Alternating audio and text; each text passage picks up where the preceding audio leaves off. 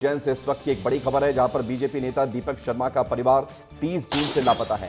BJP नेता की पत्नी, बेटी और बेटा लापता है। मोबाइल स्विच ऑफ है और घर से पौने 4 लाख रुपए लेकर गायब बताया जा रहा है परिवार। परिजन बोले हैं कि रिश्तेदार की मौत का हवाला देकर ये निकले थे। फिलहाल इस पूरे मामले को लेकर जांच पड़ताल की जा रही है। बीजेपी नेता की पत्नी, बेटी और बेटा 3 लोग लापता हैं 30 जून से।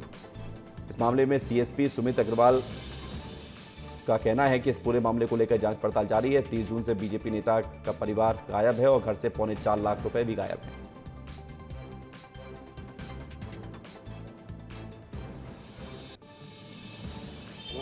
बस आपके मैं तो ना समझे और ना समझ का शिकार हो गया और मेरे को तो कुछ मालूम ही नहीं पड़ा।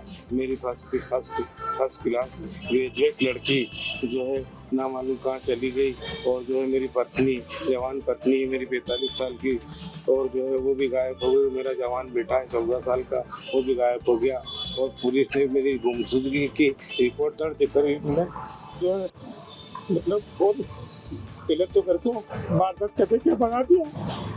जाओ बैठो।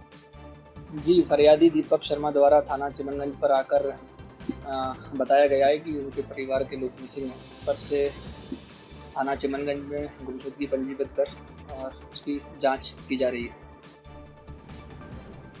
और हमारे साथ संतोष कृष्णानी जुड़ गए हैं जरा जानकारी के लिए। संतोष, बड़ा हैरान कर देने वाला मामला कि 30 जून से परिवार के 3 सदस्य लापता हैं, पौने 4 लाख रुपए गायब हैं और कोई सुराग अब तक नहीं मिल पाया है। लगभग 5 दिन हो चले हैं, क्या अपडेट मिला है? बिल्कुल, ये बूथ अध्यक्ष है और बीजेपी का नेता भी है और इसमें इनके अनुसार ये कहा गया है कि 30 जून से ही मेरी पत्नी, बेटी और बेटा तीनों ही गायब है और घर के अंदर से लगभग पौने 4 लाख रुपए लेकर कहीं ना कहीं या तो चले गए हैं या फिर गायब हो गए हैं। इस पर अभी कहीं ना कहीं पुलिस का कहना है कि पूरी तरह जांच चल रही है।